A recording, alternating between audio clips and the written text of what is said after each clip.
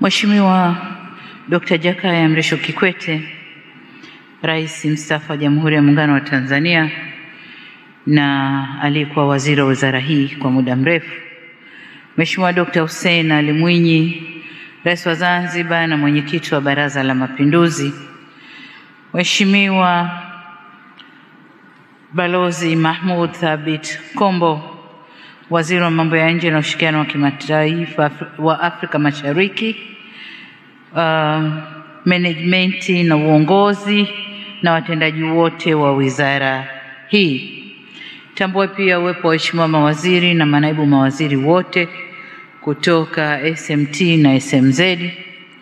Lakini pia nitambua uwepo wa makatibu wakuu viongozi Dr. Kusiluka na Engineer Zena kutoka SMT na SMZ, makatibu wakuu na manaibu makatibu wakuu wastaafu mliopo na wastaafu ambao wako nasi hapa. Tambue pia uwepo wa mwakilishi wa katibu mkuu wa Chama cha Mapinduzi ndugu Rabia Abdallah Hamid, ambaye pia ni mkuu wa kitengo cha siasa na uhusiano wa kimataifa, lakini na viongozi wote wa Chama cha Mapinduzi mliopo na viongozi wa vyama vya siasa vyote vya Tanzania, tunatambua uwepo wenu.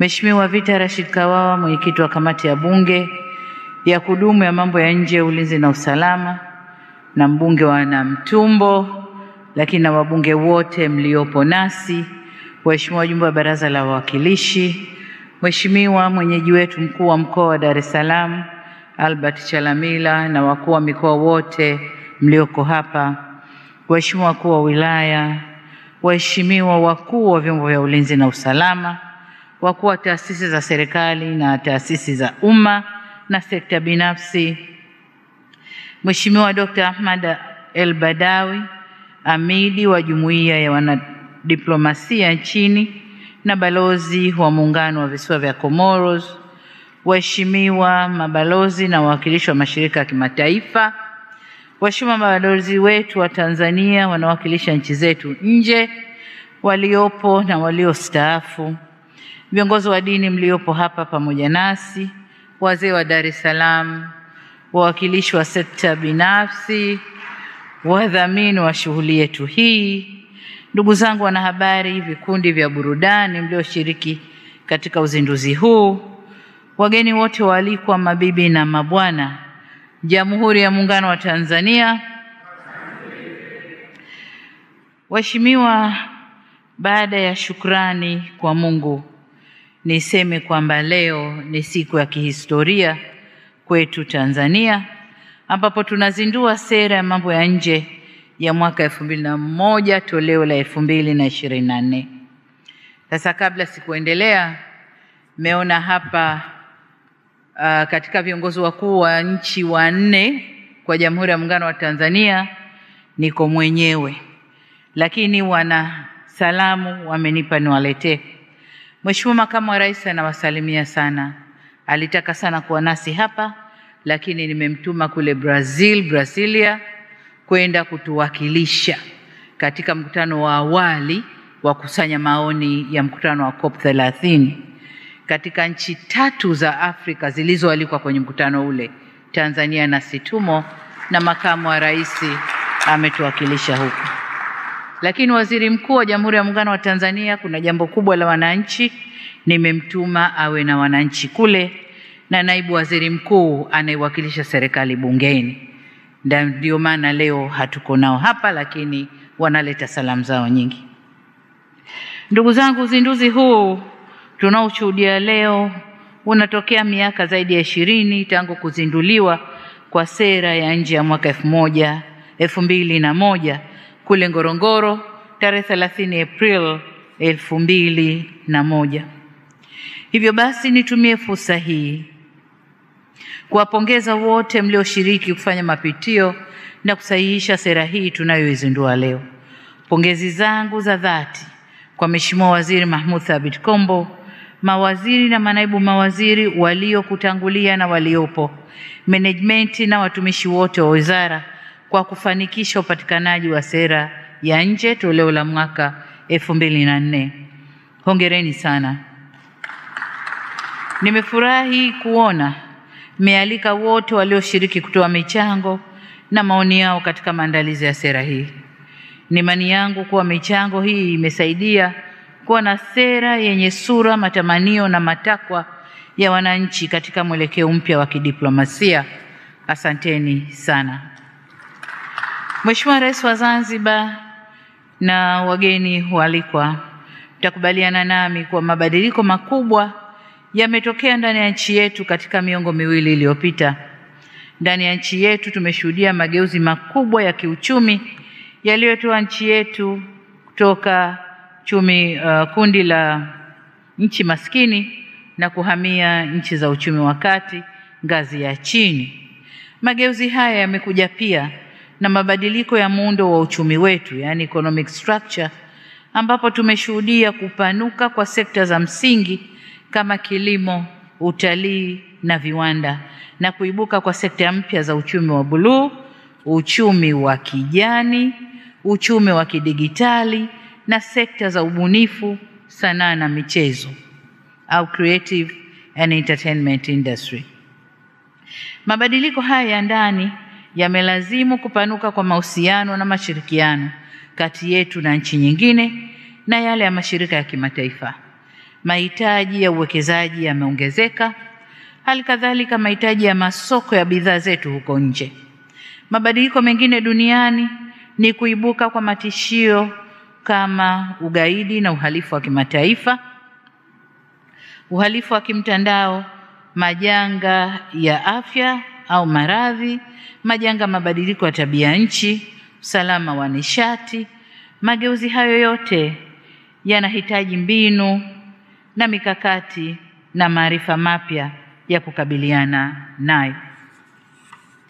Nje ya Tanzania, dunia nayo imepitia mabadiliko makubwa sana tangu tulipozindua sera ya mambo ya nje mwaka 2001. Sote ni mashahidi wa namna mnyororo wa thamani wa dunia na mnyororo wa ugavi wa dunia ambao awali ulikuwa na utulivu na kutabirika, sasa umevurugika kidogo. Vita vilivyotokea huko Ulaya na Mashariki ya Kati vimevuruga masoko na bei za vyakula, ikiwemo ngano, sukari na mafuta ya kuendeshea magari au mitambo duniani, na hivyo kupandisha gharama za usafiri na usafirishaji. Na ndio maana kuna sera mpya ya kidunia ya renewable energies na kuachana na mambo ya fossil oils na mambo kama hayo. Kuongezeka kwa bei za bidhaa hizi kumeathiri uchumi wa nchi nyingi duniani, ikizingatiwa kuwa bidhaa hizi zina uhusiano mkubwa na shughuli za viwanda.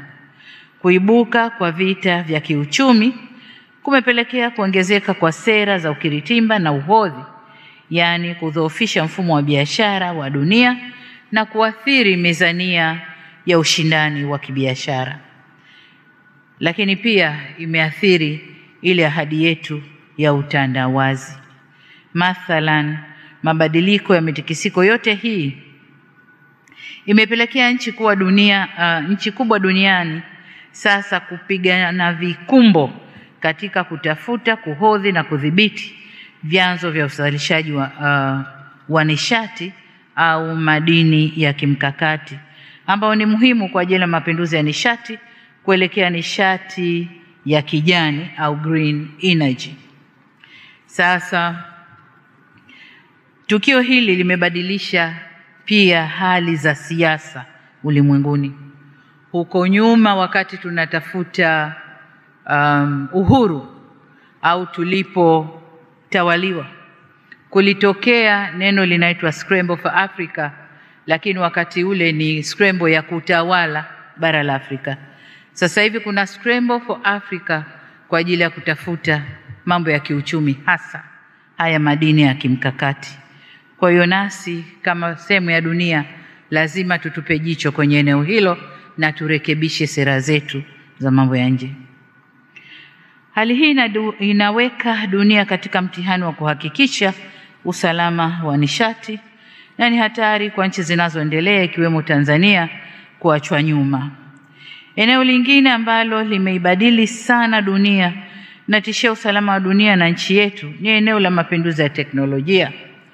Mbali na mazuri yaliyoletwa na teknolojia ya habari na mawasiliano tunayoyafurahia, teknolojia mpya pia zimekuja na changamoto kubwa za kiusalama, nalo ni eneo la kulitupia jicho. Matumizi ya teknolojia ya akili mnemba, teknolojia za ndege zisizo na rubani na matumizi ya sarafu za kidigitali cryptocurrency zimeonyesha uwezo mkubwa wa kutumiwa vibaya na kuhujumu au kuathiri uhuru na usalama wa nchi zetu. Kwa hiyo nako tunatakiwa tuwe makini na tutupie jicho. Vinginevyo au nyingine, iwapo hapatakuwa na mfumo wa kimataifa wa usimamizi au udhibiti, mabadiliko yaliyotokea yataendelea kutokea na yanaendelea kuathiri dunia kwa ujumla. Tunashuhudia sera za dunia kubadilika. Badala ya kufanya dunia kuwa kijiji na dunia kuwa ni sehemu ya utu, umoja na mshikamano, kuheshimiana na kustiriana, sasa tumekuwa na sera za kujihami. Kila mmoja anajihami upande wake, na tunaweza kusema kwamba ule utandawazi tulioahidiwa kwa kiasi fulani umetufikisha pahali alafu ukatuachia. Sasa dunia imegawika kwenye makundi matatu makubwa: the Global West, Global East na Global South, ambazo zote zinakwenda na siasa tofauti za kuwindana na kuviziana. Kwa hiyo hilo linalazimisha nchi kama zetu kuangalia pia sera zetu za mambo ya nje. Mheshimiwa Rais wa Zanzibar na waheshimiwa wageni waalikwa, niyoyaeleza hapa yanatulazimu kama nchi kujipangua na kujipanga upya, kukabiliana na mabadiliko makubwa yaliyotokea na yale yanayokuja mbele yetu. Hatuna budi kuazima ile busara ya mzee wetu Mzee Ali Hassan Mwinyi aliyotuhusia kwamba hatuna budi twende na wakati. Alipozungumza na wazee wa Dar es Salaam tarehe 25 Februari mwaka 1991, katika hotuba ile alisisitiza juu ya umuhimu wa kwenda na wakati, na hayati Mzee Mwinyi alisema, na ninanukuu, kwamba tabia ya wakati ni kama ile ya bahari. Bahari inakupwa na kujaa mpaka ukingoni mwa maji. Baadaye hukupwa pole pole mpaka kufikia wakati kawa maji yote yameshaondoka ufukweni. Samaki werevu huondoka nayo hayo maji wakati yanapoondoka, vinginevyo hupwelewa kwenye ufukwe. Yaani yakijaa maji samaki werevu huja nayo, na yakitoka maji basi samaki werevu huondoka nayo. Samaki watakaozembea kufuata maji watajikuta wamechelewa, wanatapatapa juu ya mchanga wakati maji hayo hayapo. Hivyo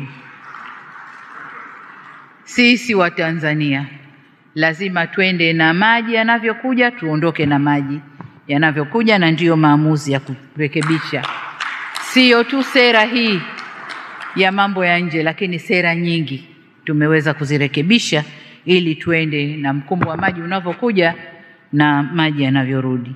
Hatupaswi kupwelea. Mheshimiwa Rais wa Zanzibar na waheshimiwa wageni waalikwa, nchi yoyote ina sera kuu mbili: sera ya ndani na sera ya nje.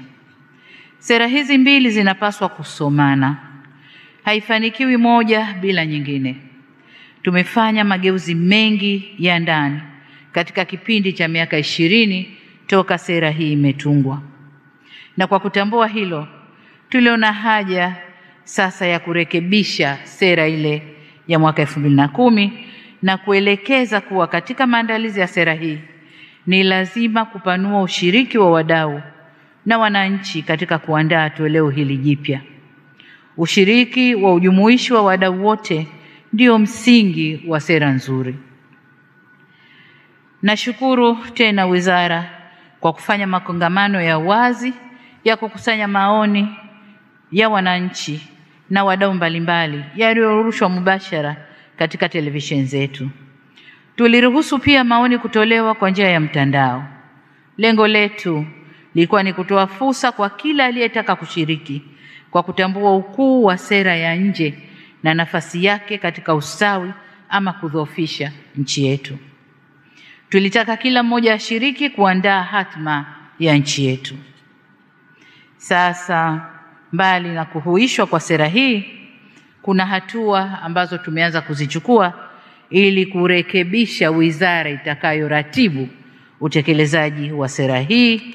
Baadhi amezitaja Mheshimiwa Waziri, lakini nataka niseme kwamba tuliunda kamati ambayo iliongozwa na Balozi Yahya Simba ya kufanya tathmini ya utendaji wa Wizara ya Mambo ya Nje na Ushirikiano wa Afrika Mashariki na kushauri juu ya aina ya mageuzi yanayotakiwa ambayo tumeanza kuyafanyia kazi. Lakini pili, tuliongeza idadi ya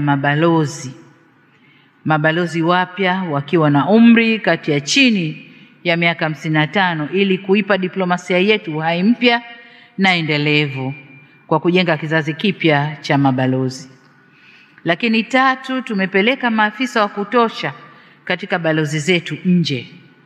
Kulikuwa kuna balozi zina watu wawili, balozi na mhasibu, huyu yupo yule hayupo, lakini sasa balozi zote zina watu, si wa kutosha kabisa, lakini zina watu wa kuendesha kazi zetu.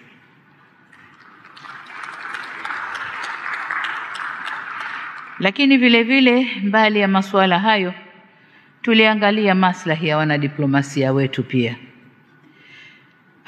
Tukiangalia sera 2001, jambo tunalojivunia ni uimara wa misingi ya sera yetu ya nje iliyowekwa na waasisi wa nchi yetu. Kutokana na misingi hiyo imara, nchi yetu imeweza kupata mafanikio makubwa kwenye sera ya nje. Tumeendelea kuaminiwa, kutumainiwa na kutabirika. Mipaka ya nchi yetu imeendelea kuwa salama, ilhali uhusiano wetu na balozi zetu au na majirani zetu na nchi nyingine umeshamiri sana. Hadi sasa Tanzania ina balozi 45 nje ya nchi na konseli 3 pale Dubai, Lubumbashi na Guangzhou. Vivyo hivyo, idadi ya mabalozi au balozi za nje zilizopo nchini ni 65. Hali kadhalika, mafanikio yetu yanajidhihirisha katika idadi ya mikataba ya kibiashara na uwekezaji na mahusiano ya kidiplomasia ambayo tumeingia na nchi marafiki. Mwaka huu, kuanzia mwaka jana, tumekuwa tukisherehekea miaka 60 ya uhusiano wa Tanzania na nchi mbalimbali. Katika miaka hii 60, niliwaagiza wizara waanze kufanya tathmini. Yepi tumefanikiwa, tumeyafanya vizuri, na yepi hatukufanya vizuri. Makubaliano tulioingia na nchi mbalimbali, yepi yametekelezwa, yepi bado, na tuweze kuangalia vipi tunaweza kuyafanyia kazi vyema. Lakini katika kipindi hiki tumekuwa vinara na sauti ya kutumainiwa kwenye majukwaa ya kimataifa ya mabadiliko ya tabia nchi, kwa mfano kwenye majukwaa ya usalama wa nishati, majukwaa ya uwezeshaji wanawake kiuchumi, Women Economic Empowerment, lakini pia majukwaa ya afya ya jamii. Tanzania imekuwa na sauti hususan afya ya mama na mtoto na kukabiliana na majanga ya maradhi. Haishangazi hata kidogo kuwa tumeendelea kutambuliwa na kuaminiwa katika nafasi mbalimbali za kimataifa. Maeneo mengine Tanzania inakoongeza sauti ya utetezi ni kwenye jukwaa la kusimamia haki za wanawake na watoto ya Generation Equality Forum, tukisimamia eneo la haki za kiuchumi au Economic Rights and Justice. Tanzania tumekuwa kinara wa kuweka mipango inayojumuisha vijana na wanawake kwenye soko huru la biashara ndani ya Afrika. Tumekuwa kinara pia wa nishati safi ya kupikia katika bara la Afrika. Lakini vile vile Rais mstaafu Dr. Jakaya Mrisho Kikwete ni mwenyekiti wa Global Partnership for Education. Lakini pia ni mwenyekiti wa baraza la wazee la SADC. Ni heshima tulionayo Tanzania. Spika wetu Mheshimiwa Dr. Tulia Ackson ni rais wa Umoja wa Mabunge Duniani. Lakini kama mlivyosikia, tumekuwa tukishika nafasi kadhaa katika taasisi mbalimbali ikiwemo ya WHO, ambao uchaguzi wa kwanza Tanzania tuliingia, bahati mbaya kazi ya Mungu ikapita, lakini tumeingia tena kwa uwezo wa Mungu. Lakini vile vile, na hapa kwa dhati kabisa nataka nimshukuru Rais mstaafu. Nilipomuita kumpa kazi hii ya kuwa meneja wa kampeni kwenye kampeni ya Profesa Janabi, angeweza kuniambia nina mambo tele ya kimataifa huko, nina Jakaya Kikwete Foundation, nina hiyo sijui taasisi ya elimu duniani, nina jambo gani, lakini akasema yes, nalibeba na nitalifanyia kazi. Tunakushukuru sana. Tunajua kwenye Jakaya hakuna kushindwa. Tunakushukuru sana. Alitumia weledi wake wa diplomasia, muda wake, busara na kuongoza mikakati ya timu ya kampeni. Tunashukuru sana. Lakini katika maeneo mengine, Mheshimiwa Liberata Mulamula yuko wapi? Kama nilimuona kwenye mabalozi. Na yeye juzi tu hapa amepata nafasi ya mjumbe maalumu wa AU kwenye mambo ya wanawake na usalama barani Afrika. Tunakushukuru sana. Lakini kuna Watanzania wengi ambao tumeweza kuwasogeza na wameshika nafasi mbalimbali katika majukwaa ya Afrika na majukwaa ya kimataifa. Aidha, mwezi wa 8 mwaka 2024, Jamhuri ya Muungano wa Tanzania ilichaguliwa kwa mwenyekiti wa asasi ya siasa, ulinzi na usalama wa Jumuiya ya Maendeleo Kusini mwa Afrika na mjumbe wa Baraza la Ulinzi na Usalama la Umoja wa Afrika kwa vipindi viwili.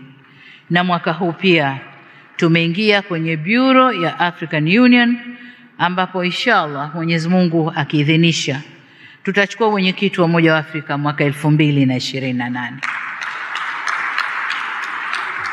Kwa hiyo haya mafanikio yote ni utekelezaji wa sera yetu ya mambo ya nje iliyoiweka nafasi ya Tanzania kwenye majukwaa mbalimbali na kuweka heshima ya taifa letu katika majukwaa ya kimataifa.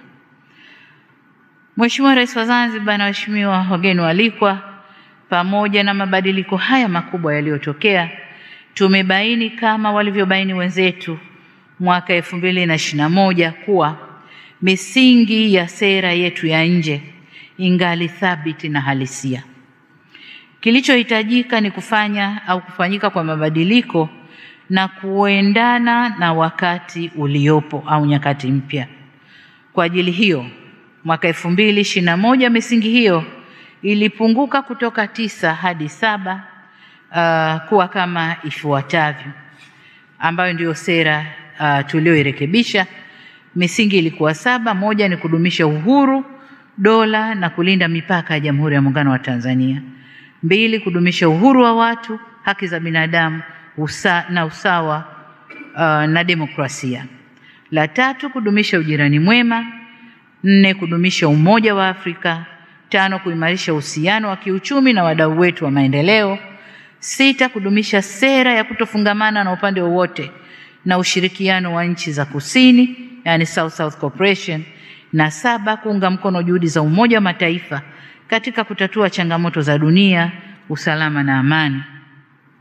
Kutokana na mazingira mapya ya dunia ya leo, hususan uvamizi mkubwa wa utamaduni na ustaarabu unaoendelea duniani, tumeona haja ya marekebisho yaliyofanyika mwaka 2024 kuongeza msingi mmoja ambao ni kulinda na kuendeleza maadili, mila na utamaduni wa Mtanzania,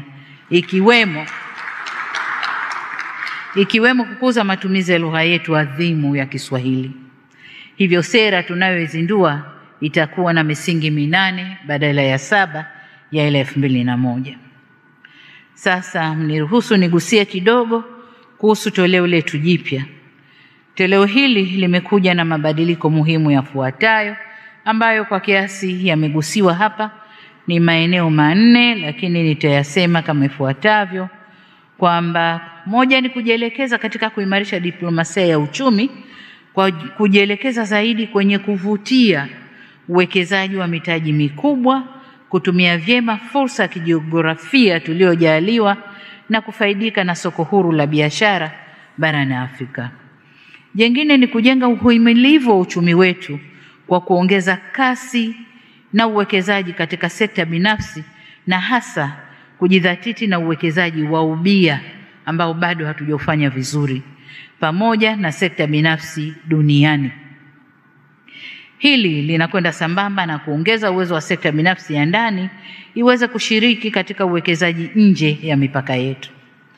La tatu, kuendelea kukuza hadhi ya nchi yetu kwa kueleza mazuri tulionayo kiuchumi, kisiasa na kijamii, utajiri wa utamaduni wetu, mila na ustaarabu wetu na lugha yetu adhimu ya Kiswahili vitumike kama nyenzo ya kujenga nguvu ya ushawishi ambao ni muhimu sana katika kupanua masoko ndani ya bara la Afrika na nje ya bara la Afrika.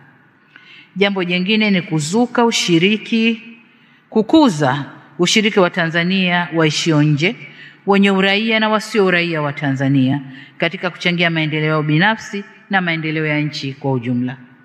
Jingine ni kuangazia maeneo ya fursa mpya za mashirikiano ya maendeleo, ikiwemo sekta ya uchumi wa bluu, kama nilivyosema, uchumi wa kijani, uchumi wa kidigiti na maeneo mengine ikiwemo sekta ya madini ya mkakati, ili kupanua mawanda ya uchumi wetu. Jambo jingine ni kushirikiana na nchi nyingine na mashirika ya kimataifa katika kukabiliana na changamoto za dunia, ikiwemo majanga ya afya, matumizi mabaya ya teknolojia mpya, mabadiliko ya tabia nchi, uhalifu unaovuka mipaka na ugaidi.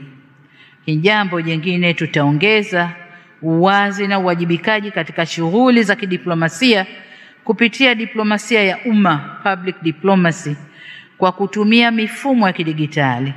Lengo ni kuifanya nchi itambue kazi zinazofanywa na mabalozi wetu wanaoiwakilisha nchi katika maeneo mbalimbali duniani, na leo katika maonyesho nimeona wameanza kuifanya hiyo kazi, kuweka, wenyewe wanasema, dashboard ya kazi za wizara, whether ndani makao makuu au kwenye mabalozi. Tutakuwa na hayo madashboard, tutapata kuona. Nikawauliza dashboard Kiswahili chake nini, hawakuwa nalo. Nadhani mtatusaidia. Dashboard Kiswahili ni nini? Kama nilivyosema awali, tumeimarisha wizara mambo ya nje. Huko nyuma wizara mlizoea kusema, na umesema waziri, kwamba ninyi ni waratibu tu, lakini ukweli ni kwamba nyinyi ni wasimamizi wakuu wa utekelezaji wa sera hii. Kwa hiyo kuna kazi kubwa ya kufanywa na nyinyi. Uratibu hauwavui wajibu wenu, mtaendelea kuisimamia na kuratibu sera hii. Lakini la 9, mazingatio mahsusi ya Zanzibar katika utekelezaji wa sera hii. Katika sera hii suala la ushiriki au ushirikiano wa kimataifa kwa upande wa Zanzibar limezingatiwa ipasavyo. Kubwa zaidi ni kwamba katika mabadiliko ya dunia hii, nchi sasa inaangazia fursa za vijana ndani na nje ya nchi. Sasa baada ya kusema hayo na kufanya mapitio yaliyomo katika sera, sasa nijielekeze kwenye maelekezo mahsusi kwa wizara na wadau wa sera hii ya nje. La kwanza, baada ya kuandaa mkakati wa utekelezaji wa sera hii na kukamilisha mwongozo wa utekelezaji wa diplomasia ya uchumi utakao tafsiri sera hii, hatua inayofuata sasa ni watake muendelee na utoaji wa mafunzo ya elimu au kutoa elimu ya sera hii kwa taasisi za umma kuhusu maudhui ya sera na namna yanavyogusa majukumu yao ya kila siku. Na hapa nimeona timu kubwa tu ya mabalozi wastaafu, lakini wamestaafu bado wana nguvu, wanaweza wakatumika kwenye kazi hii. Mkawapangia kazi maalum ya kukaa na sekta mbalimbali, sababu wizara mko busy sana. wao wakaipitia vizuri sera hii na wakakaa na sekta mbalimbali kueleza majukumu yao kuendana na sera hii, na zaidi kupitia ule mkakati na kutafsiri kisekta kwa kila sekta inayohusika. Lakini waheshimiwa mabalozi wetu wanao tuwakilisha kule nje, wahakikishe wanaisoma na kuielewa na kuanza kutangaza mabadiliko haya chanya ya sera yetu. Kumbukeni, sera hii inatutaka kuwa na diplomasia inayowahusisha wananchi kwa kupata taarifa za utekelezaji wa kazi zenu pia. Jambo jingine, kwa kuwa utekelezaji wa sera hii sio jukumu pekee au sio jukumu la Wizara ya Mambo ya Nje peke yake, bali wizara hiyo ni mratibu na msimamizi mkuu, naziagiza wizara, idara zinazojitegemea, wakala za serikali na tawala za mikoa na serikali za mitaa kuhakikisha mnajumuisha malengo na mikakati ya sera hii katika mipango mikakati yenu na kuanza utekelezaji wake mara mwongozo utakapotolewa. La 4, kuendelea kulinda uhuru na heshima ya nchi yetu. Kama nilivyosema, kuna maendeleo makubwa ya teknolojia, na kwa kutumia teknolojia watu duniani wanaweza kufanya wanavyotaka, wanaweza kutusema wanavyotaka, wanaweza kutoa matamko wanayotaka. Niwaombe, katika matamko yanayotoka ni vyema wizara na vyombo vyetu vya ulinzi na usalama mkajibu kwa haraka, mkachukua hatua za haraka, aidha kutoa ufafanuzi, kukanusha, au kama ni la kweli kukubaliana na kuchukua hatua za kurekebisha. Lakini tusiwe shamba la bibi kwamba kila mtu anaweza kuja akasema analolitaka, lipo Tanzania halipo, watu wakajisemea tu. Lakini la pili, tumeanza kuona mtiririko au mwenendo wa wanaharakati ndani ya region yetu hii kuanza kuvamia na kuingilia mambo yetu huku. Sasa kama kwao wameshadhibitiwa, wasije kutuharibia huku.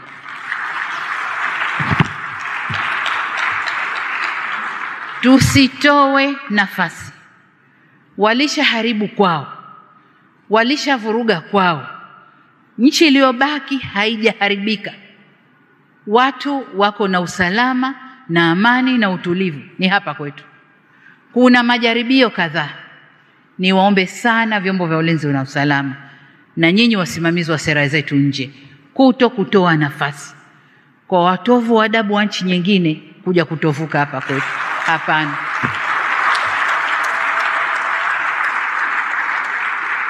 Nimeona klipu kadhaa za kunisema niko bias na nini.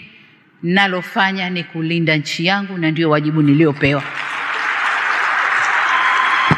Kwa hiyo hatutatoa nafasi kwa kiumbe yoyote kuja kutuvurugia hapa, awe yupo ndani au anatoka nje. Hatutatoa hiyo nafasi. Kwa vyombo vya ulinzi na usalama, uhusiano wa kimataifa unagusa pia masuala ya ulinzi na usalama wetu. Kipekee nitumie nafasi hii kuvielekeza vyombo vya ulinzi na usalama kuhakikisha kuwa usalama wa nchi yetu ndani na nje ya mipaka yetu unaangaliwa kwa karibu zaidi. Tumesema hapa dunia imeharibika. Kuna maneno wanasema makosa, uhalifu wa kuvuka mipaka. Kuna mambo kadhaa ambayo yanatuathiri na sisi huku, ugaidi na mambo mengine. Niwaombe muwe makini katika hilo. Kwa Watanzania wanaoishi nje na raia wa nchi nyingine wenye asili ya Tanzania au maarufu diaspora, kwa kuwa sasa serikali imewatambua kama wabia muhimu wa maendeleo, karibuni nyumbani kwa uwekezaji katika sekta za kiuchumi na kijamii, na ni wajibu wenu kuzitangaza sifa njema za Tanzania katika maeneo yenu mnayoishi badala ya kuisema vibaya nchi yenu mlikotoka.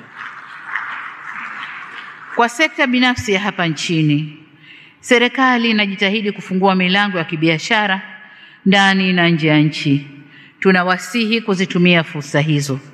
Vile vile tunakaribisha zaidi sekta binafsi kutoka nje ya nchi kufanya uwekezaji hapa nchini.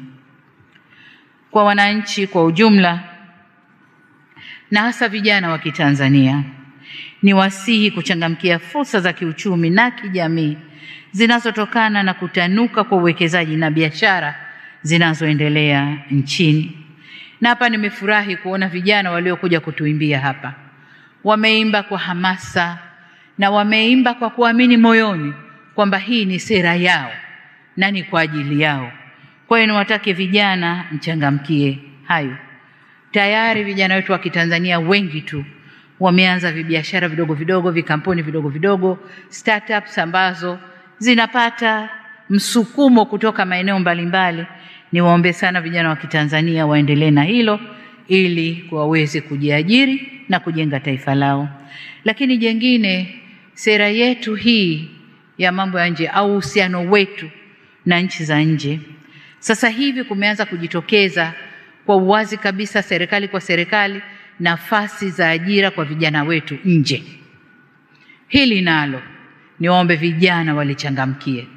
Sekta zinazohusika na ajira za vijana wetu nje waweke sera zinazoeleweka, sheria zinazoeleweka, ili vijana wetu wafaidike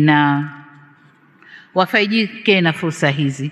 Tujipange kisera, kisheria na kuwatayarisha vijana wetu kwenda kufanya kazi katika ajira za nje. Mheshimiwa Rais wa Zanzibar na wageni waalikwa, narejea kusema kuwa tukio hili la leo ni la kihistoria. Ni utekelezaji wa falsafa yetu ya R4. Kwa upande wa kidiplomasia, tumejitathmini, tumefanya mazungumzo na kutafuta maoni kwa upana sana, na tumeamua kuja na maboresho ya sera, ndio kujirekebisha ili tuweze kujenga vyema nchi yetu.